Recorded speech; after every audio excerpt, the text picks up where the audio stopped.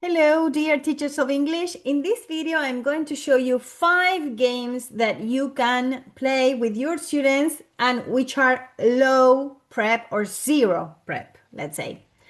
So I'm going to share my screen so I can show you the presentation that I've prepared for you. So this section is called Keep It Simple but Keep It Fun, which I like it how it sounds, and let's go for it. Who am I? My name is Jimena Barrenti. I'm from Luján, but I'm currently living in Zárate. I have been teaching English for 18 years now. I have worked in bilingual schools, private schools, public schools, kinder, primary, secondary, and adults. So the whole pack, let's say. I've taught for international exams and whatever an English teacher can do. So I'm 38 years old and I love teaching really, and I love sharing my knowledge. Let's go to game number 1, which is called Pan Queso, a very popular game in Argentina. So as you can see in the picture, two students come to the front and they have to stand opposite each other. And one of them moves their feet and they say pan, and the student in front of them moves their feet and they say queso. And they continue moving their feet until one of them stamps on the other's foot, sorry.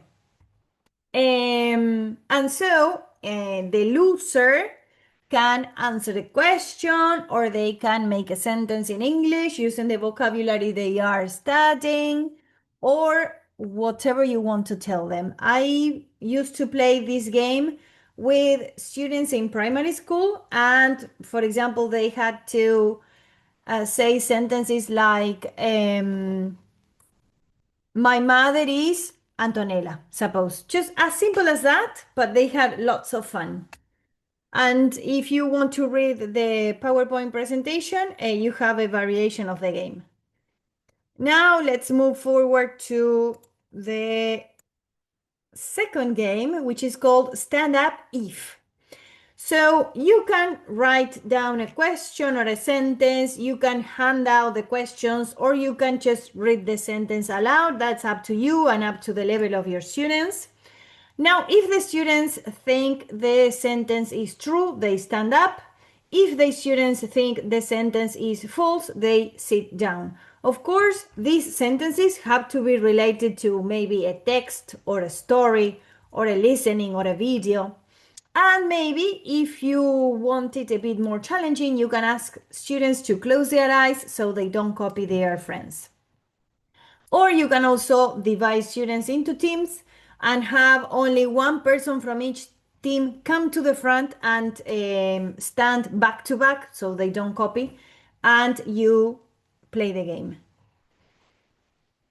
The following game is called Playground Time.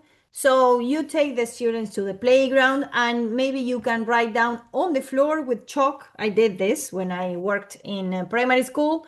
Or you can draw, or you can take flashcards. I also took flashcards when I worked in primary school. And you divide the students into two teams and you shout out, for example, you can ask the students to name their team, which they usually really like. Maybe you can tell them that the name has to be something in English. So you shout, Team A, go to the elephant, or go to the rainy day. Team B, go to the tiger, or go to the Calorero, depending, of course, on what you want to practice, revise, or teach. My students had lots of fun. They love going to the playground.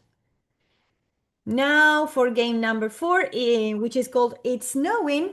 So maybe you can give your students a post-it, which is a very small piece of paper, because it doesn't have to be that big, the piece of paper that you need for this game. And so you ask students to write down something about their lives or sentences about themselves, but they can't write their names. So when everyone has written their sentences, maybe suppose 3 sentences, I played this with Kano Kant. So my students wrote, I can ride my bike. I can't ride a horse. I can't play the guitar. I can't speak English, things like that. So when they finished writing the sentences, you ask them to make a paper ball.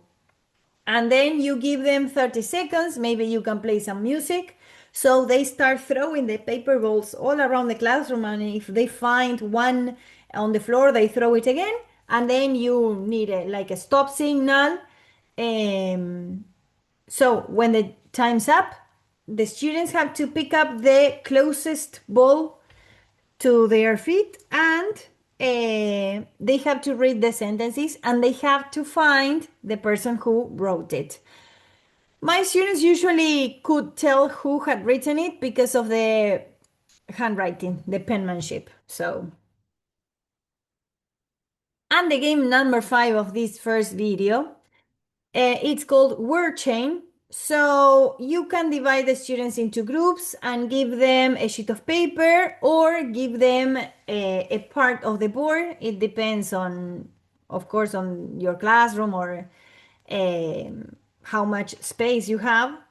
And so you give them a certain time, for example, 1 minute, 2 minutes, and maybe you can give them the starting word or not. That's up to you.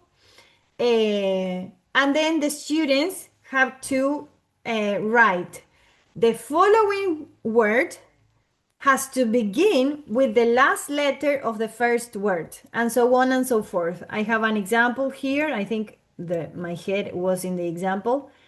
So, for example, apple, elephant, truck, key, yellow, winter. My PowerPoint presentation says that the words should be related to the topic which you are studying, which that could be an option. Why not? But you can also play this as a roundup game, or maybe you have 10 minutes to spare and you don't know what to do. I think this is a nice game to revise vocabulary and have some fun. Of course, is the team who has written the most words, or maybe you can play in pairs so you have more options. It is up to you. The idea of giving or sharing these games is that you can adapt them to your reality and to your classrooms. So finally, I have many more games in my ebook for English teachers. So if you liked these games, you are going to find many ideas here in this ebook, which is very cheap, like at the teacher price, I always say. And if you're interested in what you have just seen, you can visit my webpage. I have free resources for you. You are going to find the link to my WhatsApp number, and you are also going to find the link to all the units of work that I have prepared for busy English teachers about present simple, verb to be, present continuous, past simple. I mean, all the contents of the curricula, you will find them in that link, and you can buy them at the teacher price. So I hope you liked all these ideas, and I write me in the comments what you think, or send me a WhatsApp. Bye bye.